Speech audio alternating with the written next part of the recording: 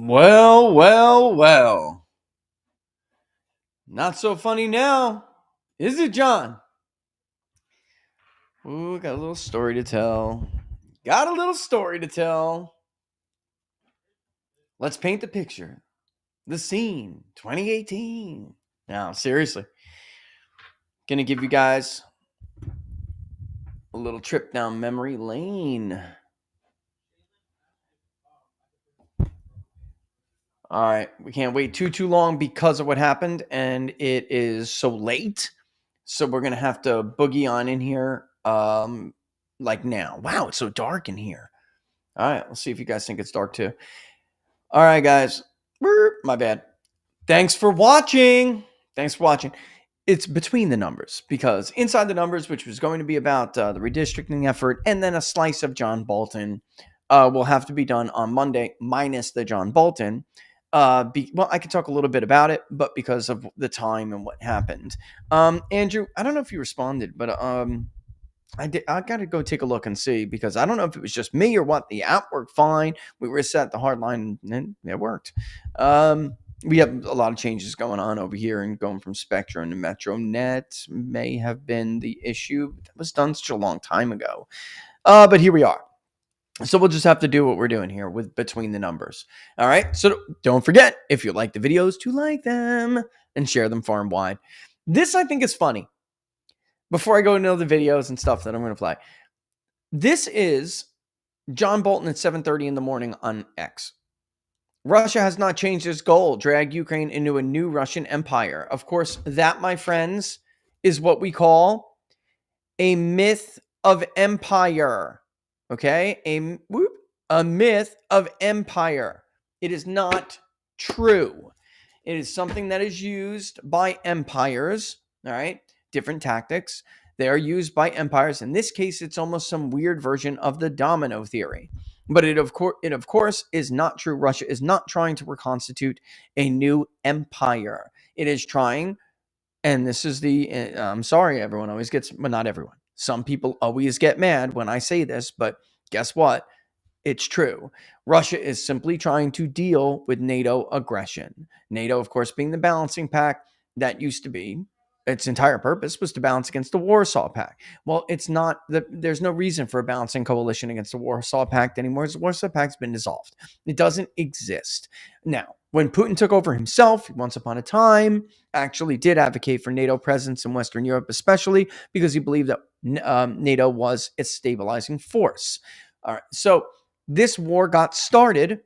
The only thing Putin had a problem with was Ukraine becoming a member of NATO, just like we would not want Canada or a state in Mexico to become a member of the Warsaw Pact if it was still around. We almost caused a nuclear war over warheads being put into Cuba.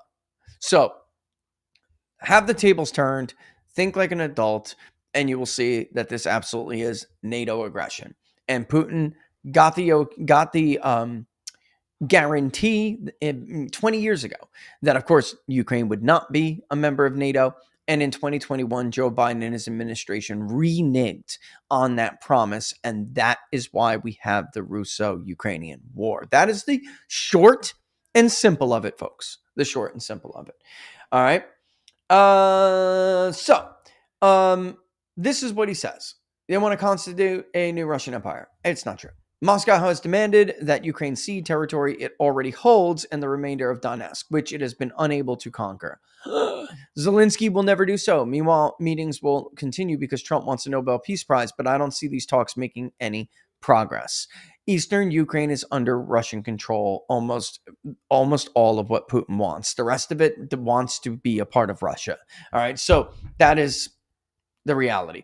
Okay, this was posted a half an hour after this happened. And let's see, do I have to, well, no, we don't have to run that because I just want to get the reaction clips. This was posted a half an hour after the FBI basically kicked in John Bolton's door in what is being dubbed a national security documents investigation. Bolton,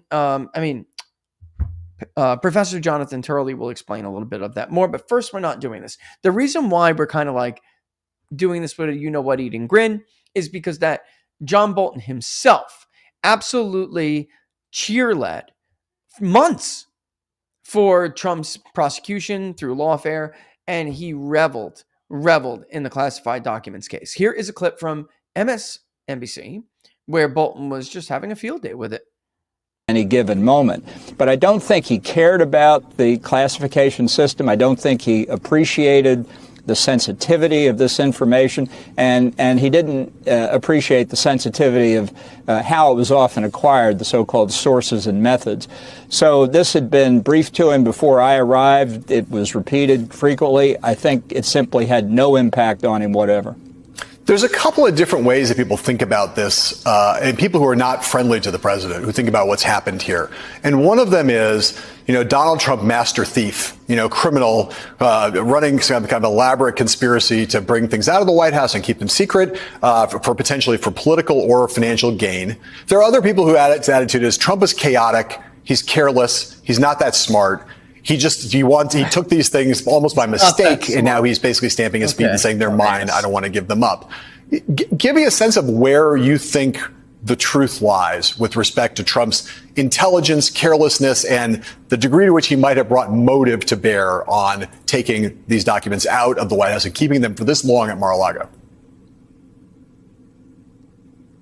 Well, it's very hard to speculate on motive other than that he liked cool things. He saw things so he wanted to take them, and he was pretty much able to take them, and not just on classified information matters, on all kinds of things that crossed his desk. Some days he liked to eat a lot of French fries. Some days he took classified documents. He wanted them. Why did he want them? Because he could get them. Right. Okay, we're done with this stupidity. All right. Obviously, it's hilarious to watch this dumb. I'm going to refrain from mocking anyone's physical appearance, but this dumb moron talk about somebody else's intelligence. Well, he ran circles around your stupid ass, didn't he? He's the president now, isn't he? So it's just hilarious how time changes things and changes perspective. Here's one thing, though, that I do want to play right after it. I just will say this as a response to the comment. I do think that in this case, I don't think Mike has any inside information, but I do think in this case that he may actually be right, because whether you guys know this or not, it is very well known that Michael Bolton has, John Bolton, excuse me, Michael Bolton's the singer. John Bolton has connections to a lot of unsavory people, and that he makes money giving advice to some of the biggest scumbag foreign governments in the world. So I would not be surprised at all if this was a public corruption case. It's not even really a secret. While people know very much about it or not is another thing. But there are pictures of him meeting with really nasty people. And, this actually happened after Trump's administration. But before I play this clip, and it's like what goes around comes around, fam. You know what I mean? Before I play this clip, I will tell you about how John Bolton ended up in Donald Trump's second administration. Obviously, Michael Flynn was removed as a national security advisor rather early. We saw people like H.R. McMaster get in there. And John Bolton wanted to get into the administration. And there began this campaign of Bolton's people calling people, influencers and people that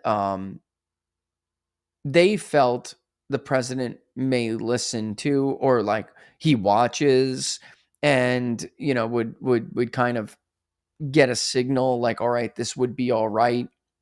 And they called basically with this campaign of, because I'll tell you, I got one of those phone calls and I was basically laughing hysterically. And I thought it was a joke at first. I'm like, you want John Bolton to work for the president? Okay. This is an America First guy. He just gave a speech on what he outlined as principled realism as the doctrine of the first Trump administration's foreign policy. And now you want this like blazing neocon who's never met a war. He didn't want other people's kids to fight. You want him to be a pretty prominent figure in the administration. I just thought it was absolutely laughable. And this campaign was aimed at convincing people that John had seen the error of his ways due to the Iraq War, and that he no longer was an expansionist even, or an interventionist, that this guy was like a realist in the mold of John Mearsheimer. I kid you not. And I never believed it for a second. Did I tell them like I would like refrain from criticizing until he did something stupid? Sure. But I never bought it for a second because I have never met a political or ruling class or professional class warmonger who truly changed his stripes. I have met soldiers who once upon a time were interventionists. I've met other people. JD was very much like this. We have very similar stories, JD and I, when it comes to like our transformation of philosophy. But I've never, and what do those people have in common? Well, they had skin in the game themselves. I have never met a ruling class guy, guys, like John Bolton or a blob guy, who ever changed their stripes, ever. I've met a lot that claim that they have, but they haven't because they're lying and they're evolving with the political time. So what he turned out to be was not a surprise to me. All right. He's not a smart guy. This whole thing, like, oh, he's a super smart guy. I got another clip I'm going to play a little bit. It's hilarious because I know that this is what it's Trump taking the ice pick and like textbook Trump because he knows what gets under Bolton's skin. Bolton doesn't like to be called stupid. He doesn't like it when people don't take him seriously. He wants to be seen as like the statesman, the brilliant statesman in the mold of like an Otto van Bismarck. There is no limit to the delusions of grandeur that these people had for themselves and still do. They think they're the smartest guys in the room. Jim Comey's another one, by the way. And when I say delusions of grandeur, I mean it in almost the clinical sense. These people are delusional. They think they're something that they're not. They overvalue their own importance and their own place in history, et cetera, et cetera. Anyway, here's Scott Jennings over on CNN pointing out, again, what goes around comes around. Somebody cue the Justin Timberlake song, boy. Scott, I mean, what do you see here? Well, I'm reminded of something that I heard someone say after the Mar-a-Lago raid. And the statement was, everybody ought to just calm down, whether you're pro-Trump or anti-Trump, and let the process work its way through. That was said by John Bolton himself after the Mar-a-Lago raid on Trump. Look, I try not to engage too much in conjecture on these things. All we really know is what Caitlin just told us, that this is related to an investigation regarding information he put in his book. We know that they're searching for things, and that's it. That's what we know. And so Ambassador Bolton's previous views on this were that processes should be allowed to work their way through. I assume this one will work its way through. And if he has not disclosed any classified information, that will be fine and good, and we'll talk about that. And if he has, I'm sure we'll talk about it as well. All right. Here's the problem and why I think the commenter is taking Mike Davis's comments a little more serious. And maybe we can get Mike on and talk about this next week. This and other things that are going on. This is awfully coincidental. All right.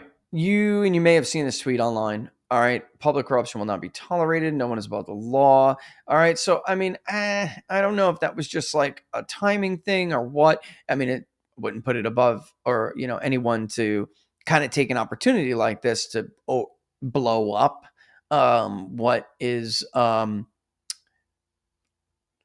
not what they're kind of insinuating it is, just to make people think maybe it is, right? Anyway, Scott said he wouldn't speculate, but I'm going to speculate. I mean, why not? Everyone else did. We don't know yet. I'm not going to sit here and claim we know. We don't. Julie Kelly put up the lawsuit that was filed by Trump when it came to his book and the information that he tried to prevent John Bolton from putting in that book. And at the time, people did say, you know what? It is, and actually, yeah, I'll pull it up. Yeah. And I'll pull it, but I'll pull it up with her commentary. Okay. So like, we know we can show that's Julie and she gets credit. Right. So,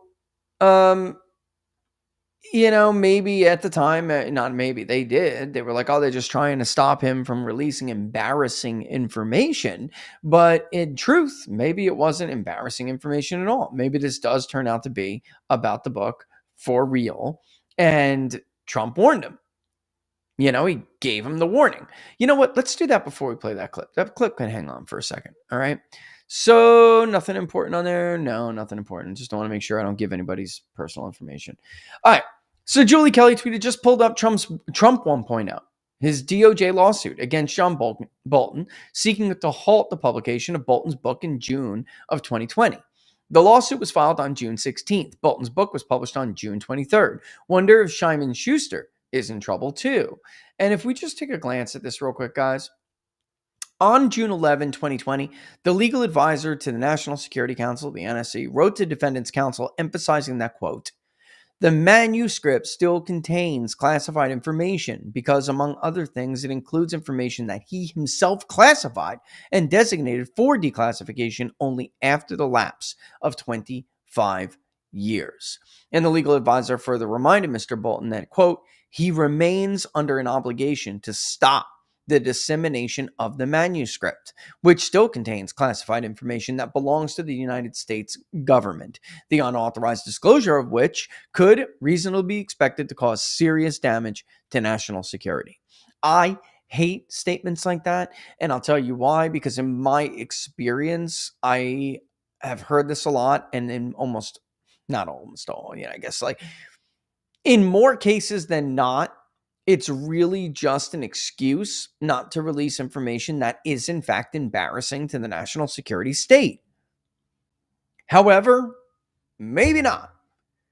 If you go to paragraph 58, all right, NSC has determined that the manuscript in its present form contains certain passages, some up to several paragraphs in length, that contain classified national security information. In fact, the NSC has determined that information in the manuscript is classified at the confidential, secret, and top secret levels. Accordingly, the publication and the release of, I'm not repeating the name of that shit book, would cause irreparable harm because the disclosure of instances of classified information in the manuscript reasonably could be expected to cause serious damage or exceptionally grave damage to the national security of the United States. And then also that, he needed pre-written authorization before he went forward with it. All right. And this is, again, just going on that, look, and then again on June 8th, the legal advisor to the National Security Council wrote to the lawyer of the defendant, again, saying until the pre-publication review is complete and he receives the necessary authorization at the conclusion of that process, he can't do it. All right. So John has been around the national security state for a while, folks, and knows what he's doing. That's why I'm, tempted to believe what Mike Davis is saying, because he's not a smart guy when it comes to statecraft, but he's not stupid when it comes to what is and what isn't acceptable, right? I mean, you have to think that. Or did he, how could I put it? Take a gamble. I'll write this book. I'll make what money I can off of this book. I mean, I don't know. But right. This is ultimately the issue here. Let me get rid of the other one so you guys don't have to see that. But this is ultimately the issue here, Andrew. This is the problem I have, and maybe I'll take the live chat off. It's enough said with Venezuela, not again. Russia, Taiwan, Iran. It's, again, he never met a war. This guy didn't want to fight with your children. These people should never be trusted with power or listened to. Trump, baby team money. What the is the amphibious strike group doing steaming towards Venezuela? It's not your number one priority, getting inflation and food prices down. This is like almost, that's kind of like a John Bolton baby right there, Venezuela. And it has been. John Bolton wanted to invade Venezuela. It's crazy. They're just incredible. And with this fake little puppet guy he put up, like nobody likes. It's just incredible. Same thing with Iran, by the way. This so-called royal, no, he's posing in a flight suit in a fighter jet. This guy hasn't done anything like that in his life. And yet we were supposed to believe during the bombing of Iran's nuclear facilities that he was going to be ready day one to go in there and take over for the for the Ayatollah and the regime. Get the hell out of here. That's textbook John Bolton kind of stuff right there. Best not adopt it as your foreign policy, Mr. President. Anyway, on June 20th, Judge Royce Lambert, who now joins his D.C. judicial colleagues in issuing one temp restraining order after another against the Trump administration, refused to issue a TRO to halt the distribution of Bolton's book, despite reviewing the objectionable material behind closed doors, and then determined defendant Bolton likely jeopardized national security by disclosing classified information in violation of his non-disclosure agreement obligations. So these these fanatic judges who refuse to issue this order stopping him and Simon and Schuster, they must have felt like they were like bulletproof armor to John. And it's like, you know what? It's worth the risk. It's worth the risk. Why you guys can't hear me? Oh, no. Okay. I thought you meant I was glitching in and out or something. I hope not. My bad if I am. But yeah, I don't know, guys. And we'll just have to wait and see. We will just have to wait and see. I mean, I will say this. I don't have to speculate, but let's see, even if it is what people are saying it is, what would this mean for Bolton? And, let's see. Here's Turley. And then I do have some clips of Trump. They're just hilarious. Actually, the first one, here's a little flashback. The other one's very recent. When I hired him, he served a good purpose because, as you know, he was one of the people that forced Bush to do the ridiculous bombings in the Middle East. Bolton, he wants to always kill people, and he's very bad at what he does. But he worked out great for me because every time he doesn't talk, he's like a very quiet person, except on television. If he could say something bad about Trump, he'll always do that. But he really doesn't talk, he's quiet. And I'd walk into a room with him with a foreign country, and the foreign country would give me everything because they said, oh no, they're going to get blown up because John Bolton's there. He's not a smart guy, but he could be a very unpatriotic guy. I mean, we're going to find out. I know nothing about it. We're going to find out. Morning they did a raid. Do you expect the DOJ to brief you on this? Yeah, they'll brief me. Probably today sometime. And the foreign minister. I tell Pam and I tell the group, I don't want to know, but just you have to do what you have to do. I don't want to know about it. It's not necessary. I could know about it. I could be the one starting it. I'm actually the chief law enforcement officer, but I feel that it's better this way. Foreign Minister Lavrov said. So there you have it. I mean, he basically is saying, I gave them carte blanche, do what you feel like you have to do. But oh, by the way, lady, if I wanted to, I could.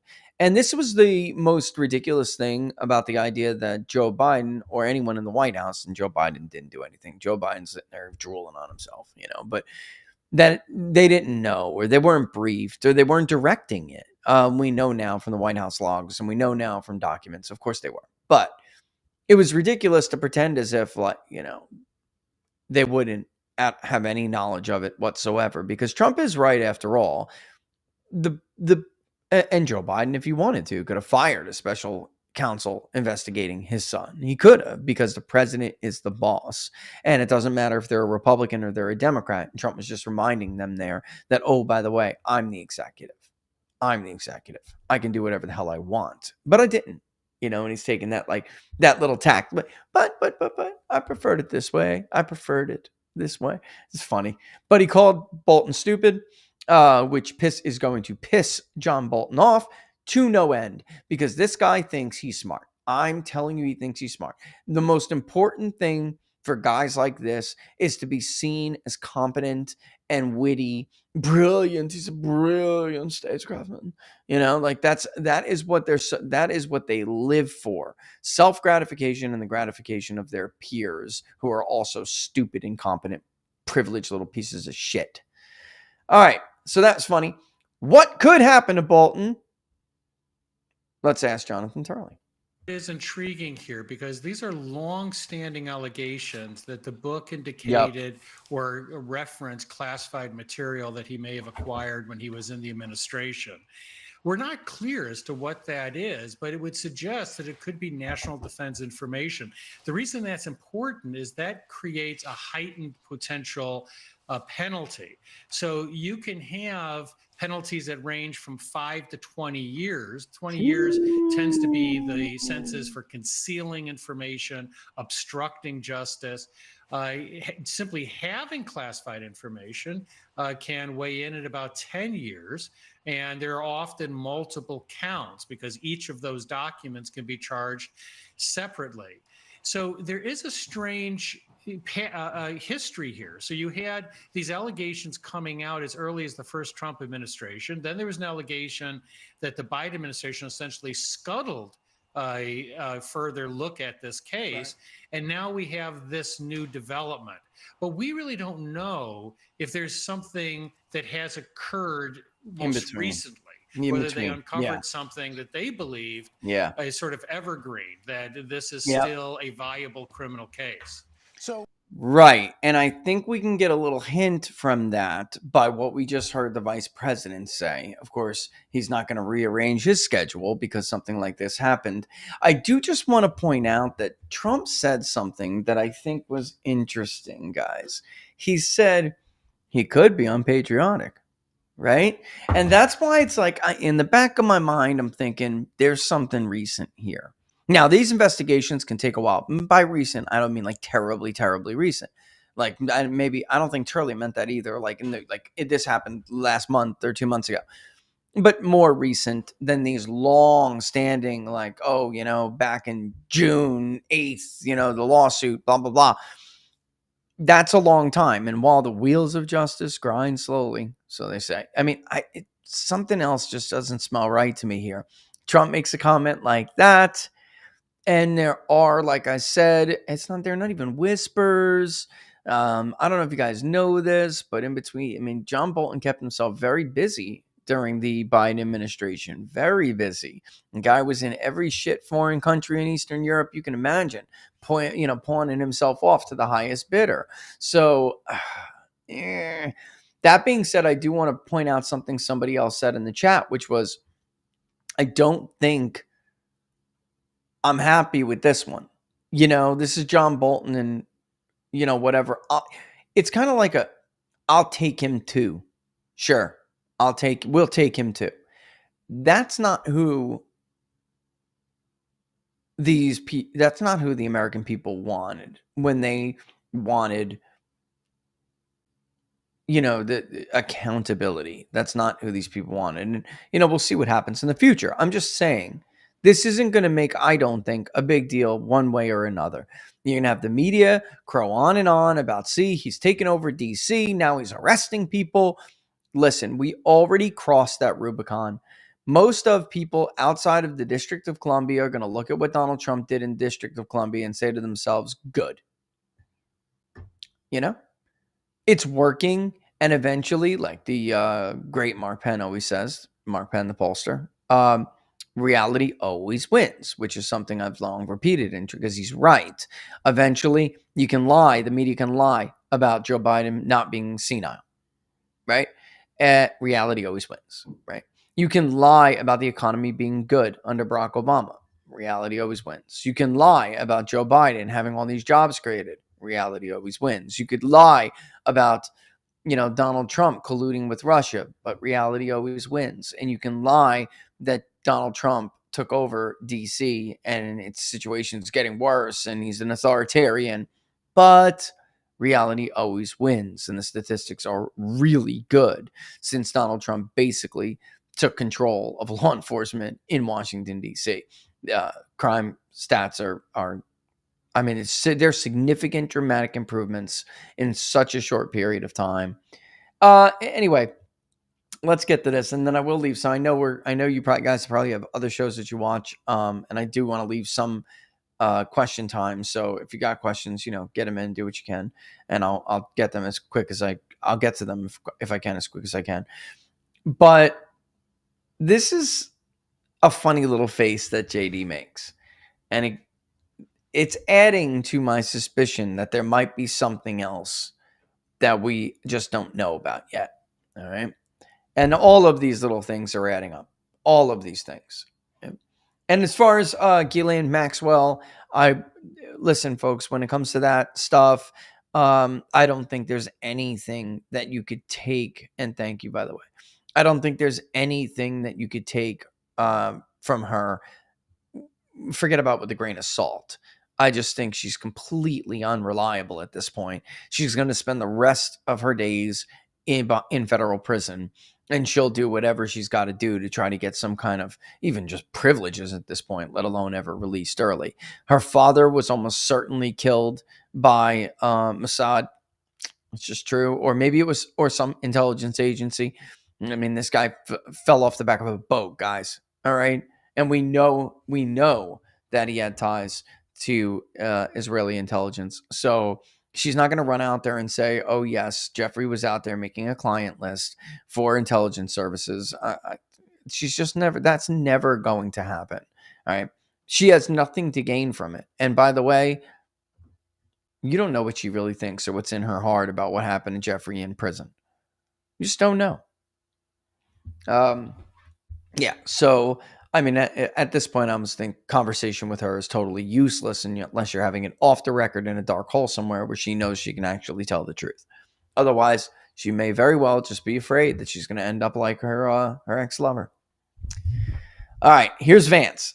All right, let's listen. He's asked about it. You got to look at his face because he does this thing, JD. He's got a little bit of a tell. Sorry, JD, you do, but you got to tell, Mr. Vice President. And your tell went off. It's this little, well, you know what? Let's let you guys see if you can catch it. All right. We've learned that the FBI is searching the home of former Ambassador John Bolton, his office as well. Sure. Can you tell me, why is the FBI raiding Ambassador Bolton's home and office, and did the White House get a heads up? Well, so we're in the very early stages of an ongoing investigation into John Bolton. I will say we're going to let that investigation proceed. What I can tell you is that unlike the Biden DOJ and the Biden FBI, our law enforcement agencies are going to be driven by law and not by politics. And so if we think that Ambassador Bolton has committed a crime, of course, eventually prosecutions will come. But as you know, Kristen, this is all part of gathering evidence, trying to understand something that we're worried about. And of course, I'll let the FBI comment on the next stage of the investigation. What's at the root of this? Is this about classified documents? Well, again, I'll let the FBI speak to that. Classified documents are certainly part of it, but I think that there's a broad concern about Ambassador Bolton. They're going to look into it. And like I said, if there's no crime here, we're not going to prosecute it. If there is a crime here, of course, Ambassador Bolton will get his day in court. That's how it should be. But again, our focus here is on, did he break the law? Did he commit crimes against the American people? If so, then he deserves to be prosecuted. All right. Interestingly enough, he does this little tell with his mouth when JD's trying to hide something that he knows. I'm sorry, man, but it's true. You do. You make this little face, this little, and it's like, you know, and what it's what that exchange tells me is that maybe that's a pretext, but that they may suspect they will find other things, all right, that lead to evidence that he committed other crimes, and that those things were not unknown. At least the possibility of those criminal acts were not unknown to them when they executed this raid, or even got the search warrant to execute it, obviously. All right. So that's what it tells me. And when that's what people should understand. It is the very early stages, not like the guy got thrown in handcuffs and pulled away yet. You saw people like Roger Stone having a field day with it. He's like, how do you like it? Look, I never am a big believer that two wrongs make a right, but we don't know this is a wrong. Donald Trump is not going to go and throw vengeance at everybody. He's just not. He's not that guy. He's not. He tried to make nice with Hillary Clinton after all of that, after the 2016 campaign. And maybe this time he just feels that it's, well, if he feels that way, it's because it is, that, you know what, it's about time for these laws to apply to everybody. And that's what Republican voters want to see. I'm going to say something here.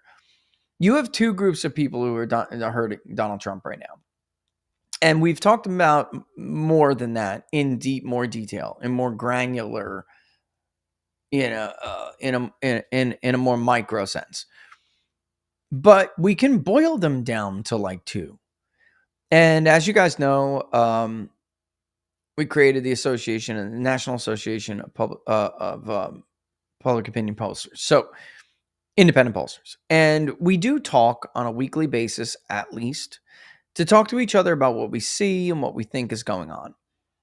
And it really does, in my opinion, just listening to everybody else and what they're seeing and then what we're seeing, there really are two people. And one group out there, one punditry class or like wannabe influencer class or wannabe expert class is really focused on one more than the other.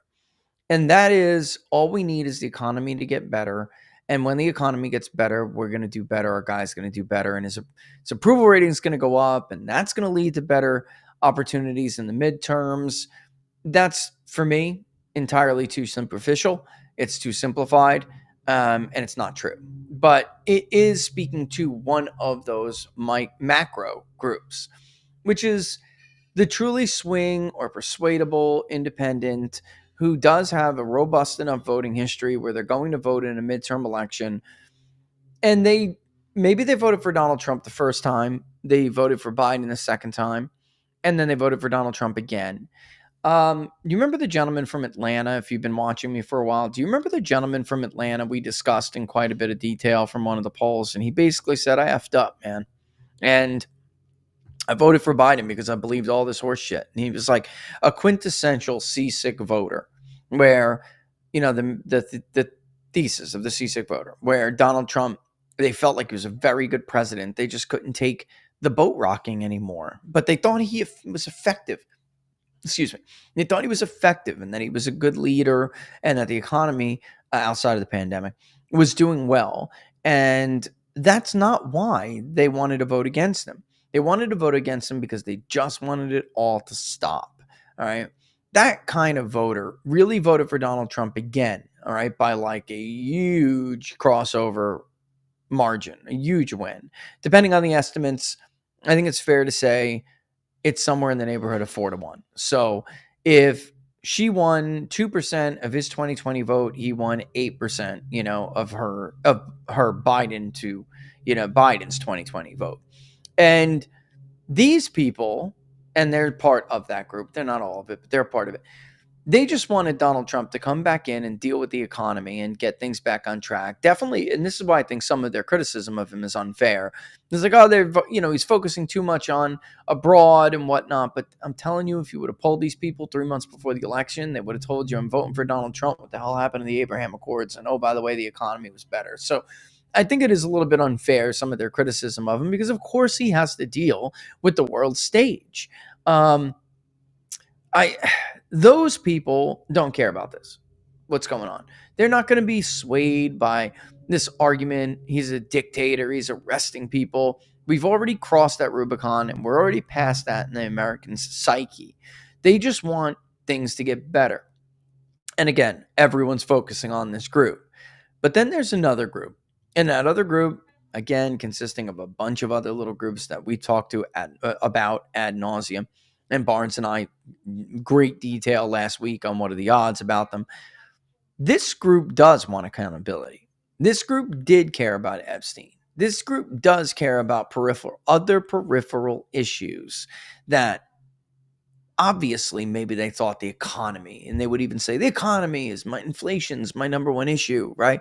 But I do care about preserving democracy, a group that Trump won. And they looked at it because they looked at it through the lens of accountability, not through the lens of January 6th. And they want someone punished, a lot of someone's punished. And they will get, I don't want to say as motivated, because again, this group could have said something else was their number one issue, like immigration or inflation or something. But ultimately, that's not what got them up, right? It was this added push from this like nagging feeling that he's going to do it differently this time. And the only way to win back those motivations is to speak to those issues that like push them over the edge to go and vote, right? And people, they dismiss this way too much. And I would say to them, these people who just are sitting around waiting for inflation to get better, I would say to them, you didn't study these people like I did. You have never done anything like that in your life. You didn't speak to thousands and thousands, tens of thousands of them, hundreds probably. Honestly, I could actually go and aggregate and find out what the actual amount is, because we took months to research the unlikely voter, because the main finding that entire cycle was that the unlikely voter to adult, and even not those in the voting eligible or the current voting eligible population, but they're in the VEP, but they may not be registered. All right. So, or they are and they're inactive because they haven't voted in so long. We took months to figure out what it was that was preventing these people from voting. What were they saying? Was it the person? Was it the candidate? Was it an issue? Was it a general sense that, that it wasn't worth it, and for some reason or another? And of course, if you got them to the polls, their number one issue would be the economy for many of them, but that wasn't the motivating factor. And I think that's what people are misunderstanding here. Top issue does not always mean the motivating factor. For a bunch of Trump or bust voters, the economy was their number one issue, but they were never going to vote for anybody else other than Donald Trump. Not Ron DeSantis, not Nikki Haley. They were going to be busts, and you would have missed millions of these people. And John Bolton's not going to hurt him, but also I don't think it's not going to really help him yet. I do think the summit, the peace talks, they have a potential to help him quite a bit. I do. All right. Let's see. God, it's just so much easier to go on to. Let me see if I can do this. Hopefully it doesn't start going. There we go. Wow. All right. There's quite a bit. It may scare some people into talking. It may. That's a good point. Hope for better.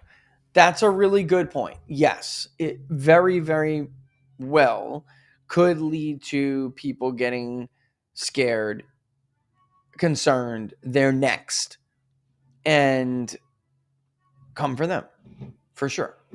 Oh my God, this guy is so brutal with this damn lawnmower. I swear if he hits my pool pump again. All right, let's see, what else is next? Yeah, I mean, I agree. I absolutely agree. Savage when Dave Hosny needs to pop in. The Washington Post claiming they never doxed anyone. Libs of TikTok was doxed by Taylor Lorenz, a bona fide employee of the Washington Post. Yeah, I mean, I don't know where that's coming from, but sure. I mean, they're absolutely, they do. And that is the shit-eating grin. Yeah. Just to go through these, the tell most definitely is the shit-eating grin. And it's what he does before he gives the shit-eating grin, all right?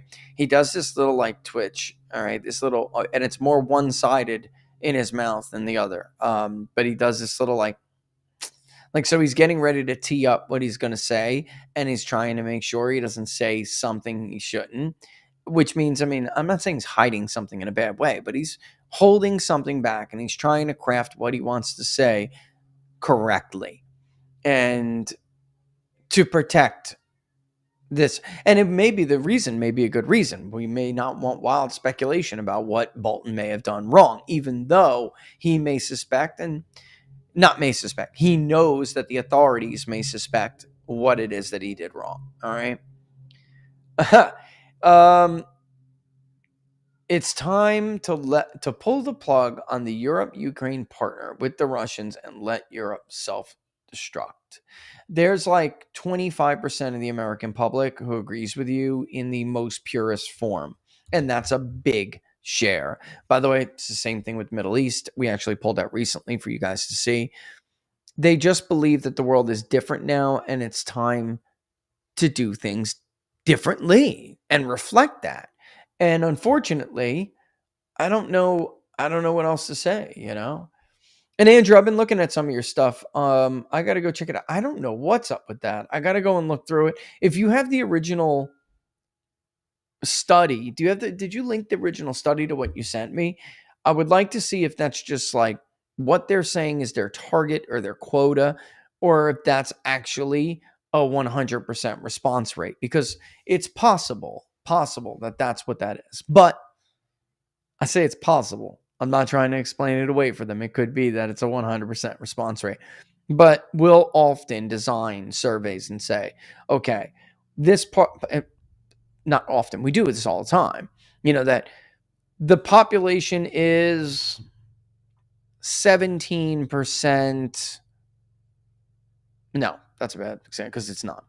The population is 13% African American that we are targeting. So our quota or our target, right? What are they saying? Proposed or planned sample is 100. If it's 1,000 overall, our planned sample or target sample, we call it, was 130 African American interviews.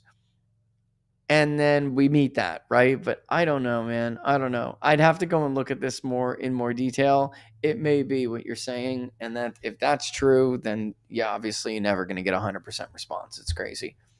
But even still, the rest of the stuff that what you're talking about in that is really gross. I mean, that's why, how could I put this?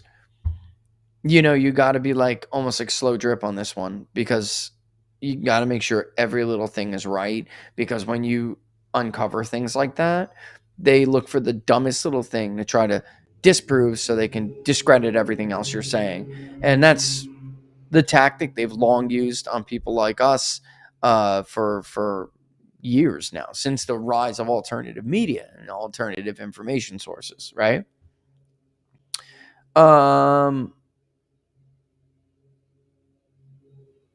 I don't know.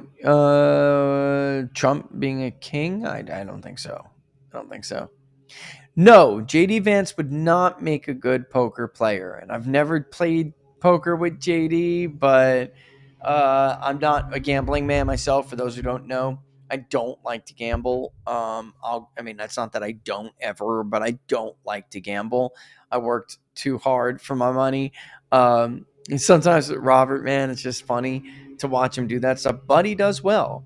And it's also funny because it might be, I can't tell you how many people came up to me and do all the time, but like at the event in Chattanooga with Robert, so many people came up to me, wanted to shake my hand and just thank me because they made a ton of money gambling on our polling, right? And I'm glad. I said, and I'll always say something like in response, good. Anytime you can stick it to the man, I'm happy to help. But I never myself have taken the opportunity to do that. And it would be the easiest thing in the world for me to do. The easiest thing in the world. But yeah. What, that I don't gamble, Tommy? That I don't gamble? I sound like your dad? Your late dad? By the way, may he rest in peace. True enjoyer. It's why RFK Jr. is so methodical with what he's doing. Yeah, 100%. JD seems to be the kind of guy who might need to bring along a spare shirt to the poker game. I got to put that out, Long Reach. Yeah. But this is ultimately, and by the way, Trump too easily defers to people like Lindsey Graham in a tactical sense. I don't see JD being the same way. He is not. And when I support a friend who I don't agree with on politics for office, no, I wouldn't. Because ultimately, maybe it depends whether or not I think that friend could learn from their mistake, maybe, but no, I don't think I would be able to. But on that token, with JD, you get the best of both worlds. That guy would I think he'd make a great president. I really do. I think JD Vance would make a great president. Fantastic president. By the way, with Lindsey Graham, let me check. We are, by popular demand, we saw a lot of your comments last week. We will have Paul Dans on Monday, I believe. Yeah, Monday, around 12:30. All right? So there you go.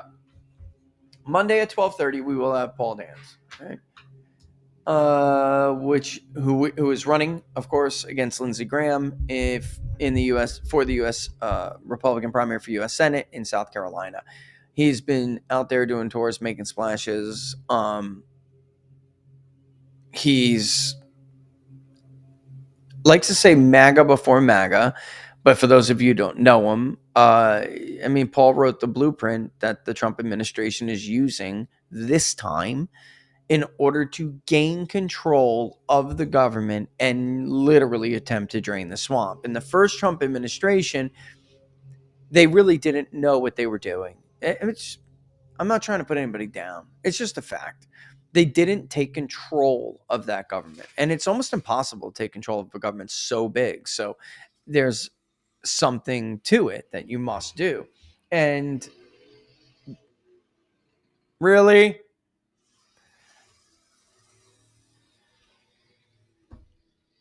Really?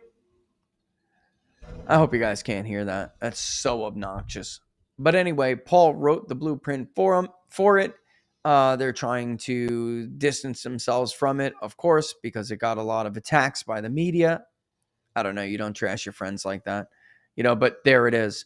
And now the person who led those attacks against them is now running the super PAC trying to get Lindsey Graham elected. Listen, guys, Lindsey Graham's full of shit. Lindsey Graham does not support an end to this war. Lindsey Graham wanted Russia defeated. Lindsey Graham wants control of Eastern Europe. It's just some nonsense.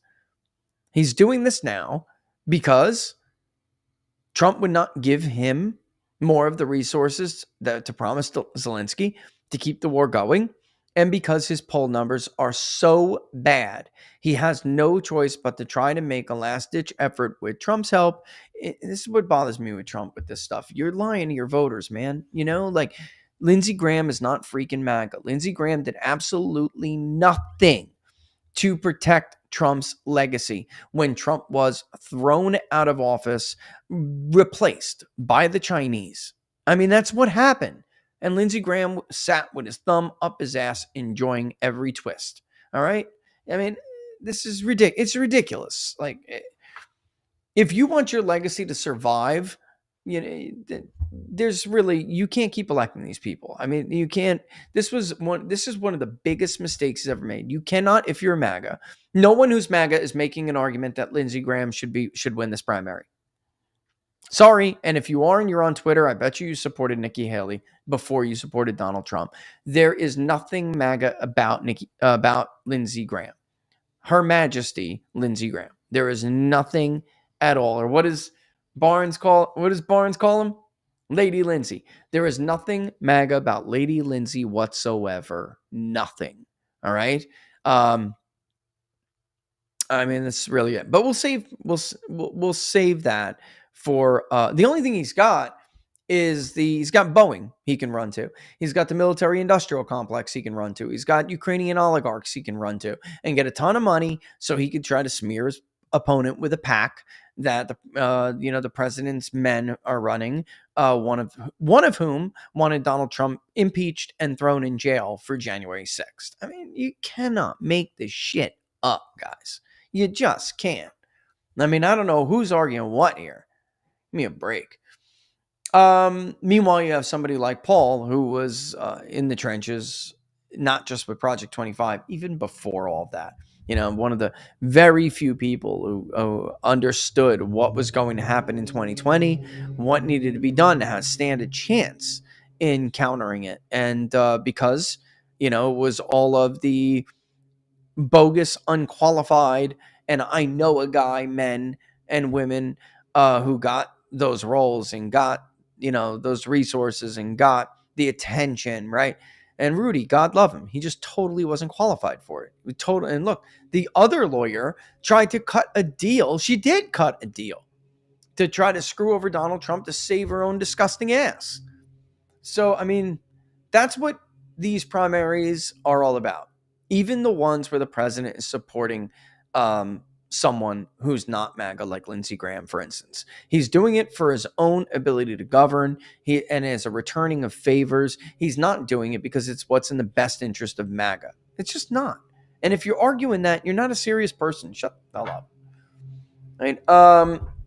And don't forget AIPAC. Of course. Yeah. Fair enough. Fair enough. Listen, if 2 years from now, we're looking at a lame duck that got nothing really solid or concrete done or radically changed and reformed, we're going to look back and everyone's going to say, oh, right, that guy called an anti-Semite, even though he defended Israel for his entire almost 2-decade public career. That guy, or that decade and a half, whatever, that guy was right. As it turns out, that was the turning point, when instead we allowed foreign policy and a so-called ally to rob us of our last chance to make any meaningful reforms to save the country. Yeah, man. Tax bill was something, but was it a radical change? And this is a good question. I think it's a fair question. Was it a radical change in how this government has been managed in a managed decline? Was that a radical change? Is there any radical change in the administrative state's abuse of power or overreach? No. I do don't get me wrong, God bless the tax provisions that are in that bill. God bless it. Oh my God. I forgot. I'm coming, guys. I'm coming.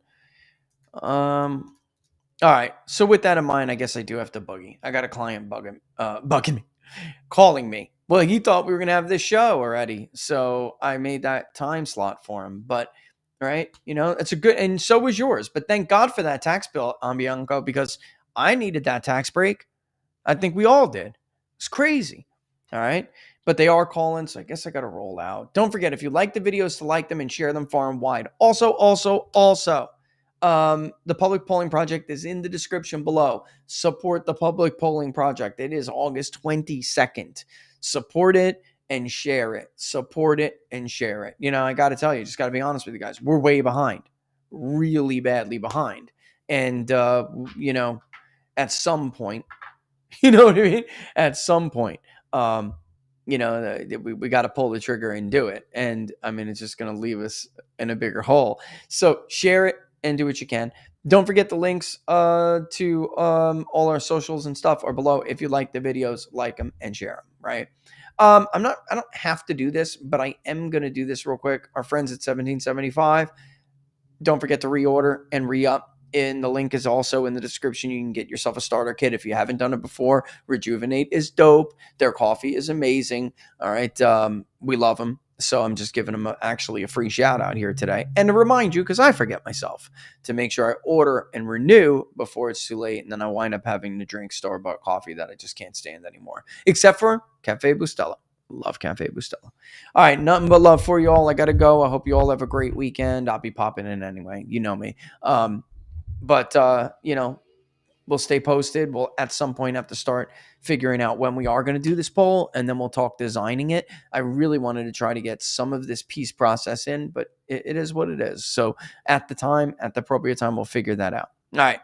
Love you guys as always. Have a great weekend. Have a safe weekend. And I will see you soon. I mean, locals, I'll see you real soon. All right.